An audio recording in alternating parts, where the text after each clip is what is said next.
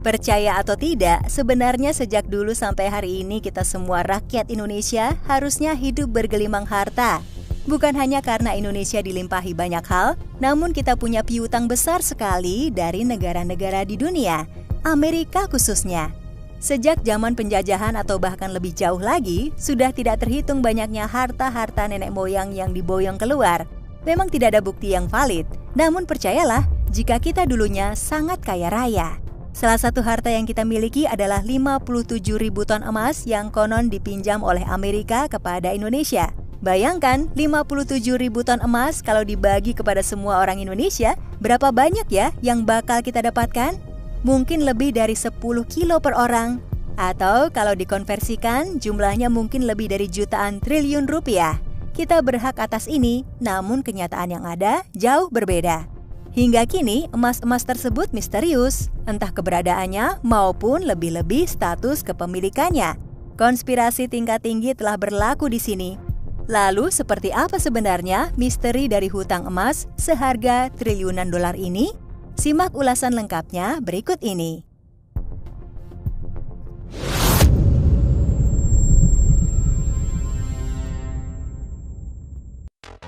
Green Hilton Memorial Agreement, bukti sah hutang Amerika. Seperti yang sudah disinggung di bagian pengantar, banyak sekali harta-harta kita yang terbang ke luar negeri. Akan sangat panjang untuk menelusuri kenapa dan bagaimananya. Namun yang jelas, pada akhirnya harta-harta yang rata-rata berbentuk emas ini terkumpul sebagian dengan jumlah sekitar 57.000 ton tadi. Amerika Serikat lewat presiden mereka, John F. Kennedy, meminta belas kasih Presiden Soekarno untuk meminjam harta ini demi pembangunan Amerika. Presiden pertama kita itu menyetujuinya dan kemudian perjanjian ini dituangkan dalam Green Hilton Memorial Agreement yang dibuat pada tahun 1963. Hal ini jadi bukti cukup valid kalau Amerika punya hutang besar kepada kita.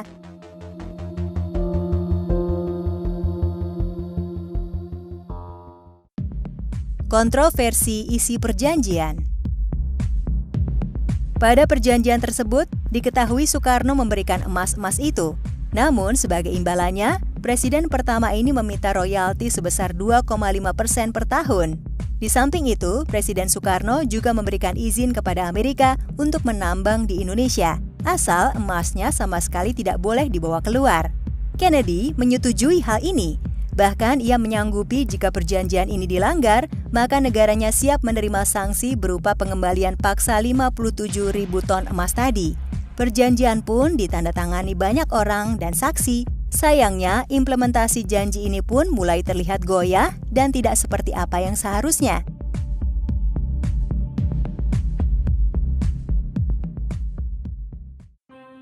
Kematian Kennedy berbuah fatal bagi perjanjian Hilton. Tak lama setelah perjanjian tersebut dibuat, atau tepatnya di tahun 1963, Kennedy pun tewas terbunuh dalam sebuah parade di tahun yang sama.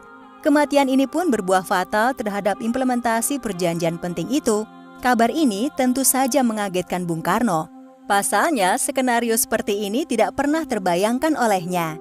Sudah jelas beliau segera menuntut semua harta ini dikembalikan, namun sayangnya hal tersebut tidak pernah terrealisasi. Konon, emas-emas berharga itu dipindahkan ke suatu bank dan kemudian diklaim oleh pihak-pihak tertentu.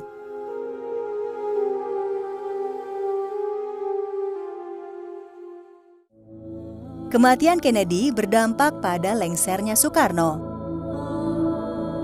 Selang 2 tahun dari kematian Kennedy, atau tepatnya tahun 1965, terjadilah pergolakan besar di Indonesia yang dikenal dengan G30S. Diduga ini juga merupakan skenario buatan untuk melengsarkan Soekarno dari kepemimpinan. Dalangnya sendiri diduga adalah CIA. Benar saja, setelah tragedi ini usai, posisi Soekarno terus turun dan akhirnya didepak oleh juniornya sendiri, yakni Soeharto. Masih teringat akan hutang-hutang Amerika? Soekarno terus berkeinginan menuntutnya. Namun fisiknya sudah lemah dan sakit-sakitan, apalagi posisinya sudah bukan orang berpengaruh lagi.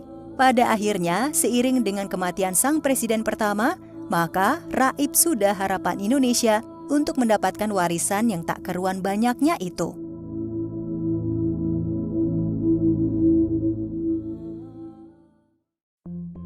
rusaknya perjanjian berbuah di keruknya tanah Papua.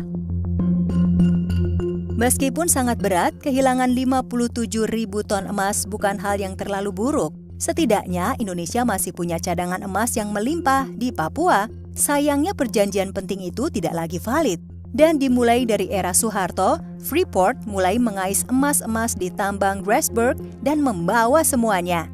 Mereka hanya membayar royalti yang sangat sedikit dibandingkan jumlah yang dibawa. Hingga hari ini, emas-emas Papua terus dikeruk dengan egois. Pemerintah yang sekarang mungkin akan berupaya untuk memperbaiki keadaan walaupun kesannya lambat. Atau mungkin jangan-jangan malah memberikan izin untuk eksplorasi emas yang lebih besar di wilayah Papua lainnya. Miris, ini sama sekali tak seperti rencana Bung Karno dan hasilnya memang benar-benar buruk bagi Indonesia. Bayangkan jika semua harta ini tetap di Indonesia, entah emas warisan atau emas Freeport, kita pasti jadi milioner sekarang. Orang-orang yang tinggal di gerobak sampah atau kolong jembatan mungkin sudah bolak-balik trip ke Eropa, saking kayanya. Sayangnya, apa yang terjadi bukan seperti itu. Andai sejarah bisa dipelintir, mungkin semuanya bisa benar-benar berbeda sekarang.